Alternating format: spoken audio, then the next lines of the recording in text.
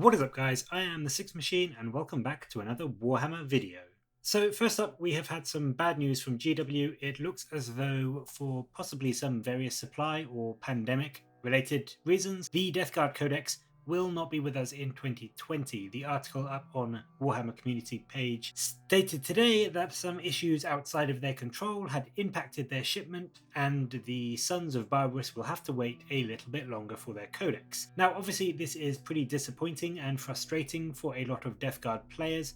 Not getting that 4th 9th edition codex as well before 2020 is over is also a shame for, I think, the Warhammer community as a whole, but I don't think we can be angry at Games Workshop. This is something that is clearly beyond their control. They obviously wanted to release the codex on time, and I don't think that this was something that they knew about days or weeks in advance and were trying to keep quiet about, or else in my opinion they probably wouldn't have put out that initial Death Guard teaser article earlier this week, which specifically said that the codex was imminent. So I think we're just going to have to wait a little bit longer, but I'm hoping that we may see it very early next year. That is sort of when I'm expecting it will get pushed back to. Whether it comes out before the Dark Angel Codex and they end up pushing that back, or they just do some kind of joint or very quick paced set of releases to get them both out as soon as possible, I'm not sure.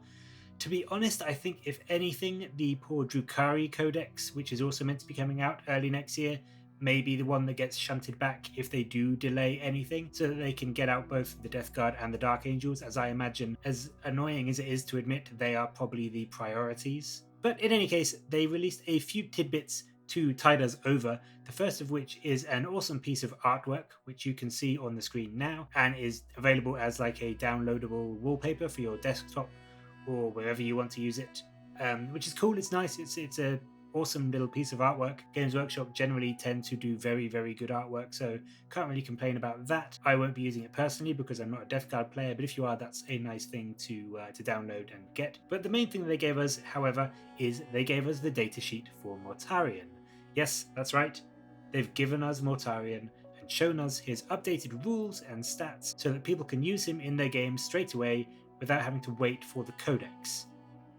Mostly. There's a couple of things on his datasheet that haven't been fully described yet, one in particular, but yeah, for the most part, they've given his stats, his rules, and his points so that people can just use his new presence in the codex, in the current codex for games that they play between now and when the actual new codex is released. So first off, the biggie, he is now toughness 8, and he's gained an extra attack at each bracket.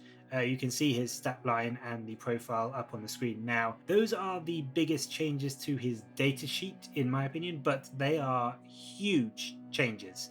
Toughness 8 is a very, very big breakpoint and means that weapons like bolt guns, autocannons, and missile launchers, even marine power fists, things like that, are going to be moving up pretty much across the board a pip on the dice roll, making it harder for him to wound. So moving from 3s to wound to 4s for like missile launchers, things that do d6 damage, is huge. And yes, I know that las cannons will still be wounding on 3s, but toughness 8 is a huge boost against a lot of weaponry, and certainly against things like bolt guns, whereas before your marines, you were hitting on 3s and then wounding on 5s, which is not ideal, but mass bolt gun fire was a very reasonable way of getting down toughness 7 creatures and toughness 7 vehicles. Toughness 8 makes that wounding on 6s, which is a huge buff to the survivability against just like a gun line of, say, Imperial Fists or that kind of thing.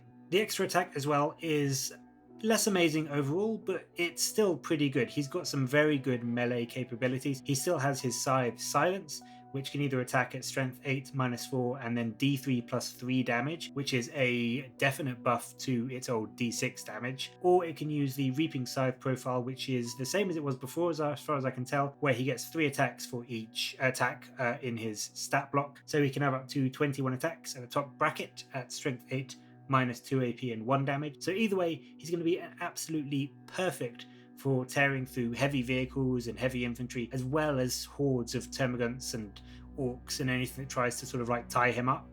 And obviously being a plague weapon as well, he's re-rolling some of those wounds to make sure that he really can just chew through pretty much anything he goes against, because for the most part, excuse me,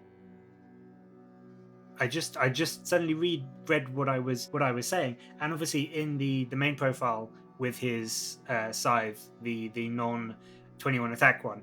It's strength 16 because it's strength times 2. So it's not strength 8 minus 4 d3 plus 3 damage. It's strength 16 minus 4 d3 plus 3 damage. I don't know why I wrote down that wrong in my notes, but I apologize. But what the point I was going to make is that he's pretty much wounding anything in the game on 2s. If you're going against vehicles, you're using the big profile and it's strength 16.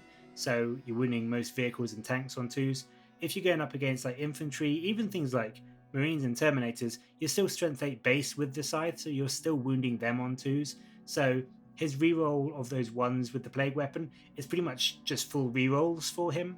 His ranged weapon, the Lantern, has the same draw a line when you hit, and any other unit under the line or which the line passes over also takes a hit, which is nice and lets you, say, target a vehicle and hit a squad that's just disembarked from it, that kind of thing. Unfortunately, it has dropped to a 12-inch range from the previous 18 inches, which means you do need to get a bit closer and potentially put Mortarion into a counter charge range. But for me, the only times I've ever seen Mortarion played is he was close enough to shoot so that he could get that charge off anyway. So the 12-inch range isn't a huge problem because if you're shooting something, you're probably going to be charging it anyway.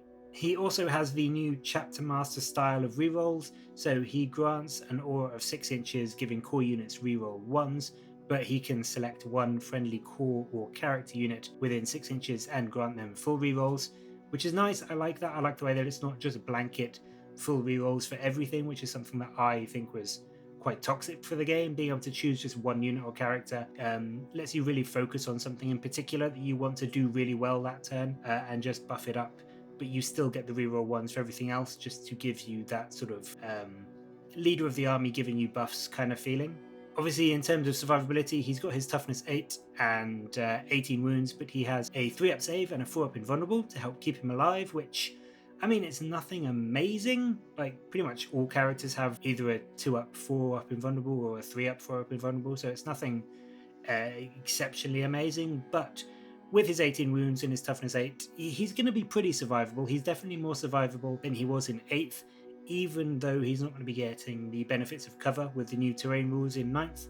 I still think that, a 4-up invulnerable with 18 wounds and toughness 8, I know you can take that down in a turn, but most of the time you're going to be needing a lot of firepower to take that down, especially if Disgustingly Resilient has kept its same rules. We don't know if that is exactly the same yet, but as it is at the moment, that gives him a lot more survivability on top of his saves and toughness and wounds. It seems like he's lost his Toxic Presence rule, which gave enemy units within 7 inches -1 to their toughness, which in my opinion is a shame. It was a nice, fluffy and quite powerful rule, and I liked it. It was always fun when he charged into a unit, or we got charged by a unit, and you were like, "Yep, they're -1 toughness now." So that if people didn't think about that ahead, I know I've certainly charged Custodes into him before, and then finding out they were down to toughness 4 with his strength 8 scythe was not fun. He also has a distinct lack of Death to the False Emperor and Hateful Assault on his data sheet. He's still got his Disgustingly Resilient, and he gains the new Contagions of Nurgle rules, but I don't know whether this new rule, as I said, we don't have the rules for it yet. I don't know whether that's going to encompass things like Hateful Assault or it's something completely new. The article does state that we'll be finding out more about this new rule a little closer to release, so it'll be interesting to see what this does for Mortarion and the Death Guard, because I believe in the article the other day, a lot of the regular Death Guard units like the Plague Marines had it as well. He still knows Smite and 3 psychic powers from the Contagion discipline, and he can cast 2 and deny 3, which is exactly as he was before, so that's nice. Adds some pretty fantastic Psyker and anti-psychic power to the Death Guard, which is always useful. And then he also has a rule that I'm a bit confused about, and maybe one of you can explain, or maybe I'm just misreading it, but Demon Primarch means that Mortarion must be your warlord if the army is battle-forged. And then he also has Host of Plagues, which means that you can choose one of the warlord traits from the list, which you can see on the datasheet now, and this model gains that trait even if he isn't your warlord. So does that mean that Mortarion gets a trait even if he isn't your warlord but then he has to be your warlord. So is this in the event that you're sort of in an army with Abaddon or Magnus, who may also have this rule where they have to be the warlord, so you would choose one?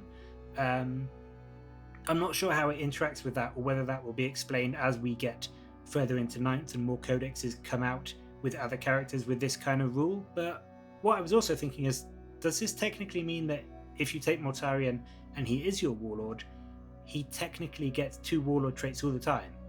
Because the rule states that he gets to choose one of the traits in the list in addition to any that he already has. So I may be misreading this, but to me that sounds like you can choose the trait that you get for being the warlord, and then you actually get to choose another trait using this Host of Plagues ability, which could be really powerful, because I think at the present there's a couple of really good standout Death Guard traits, and obviously depending on how they change in the Codex, this could make Mortarion very, very, very difficult to kill on the tabletop. I believe there's one that improves the Disgustingly Resilient roll.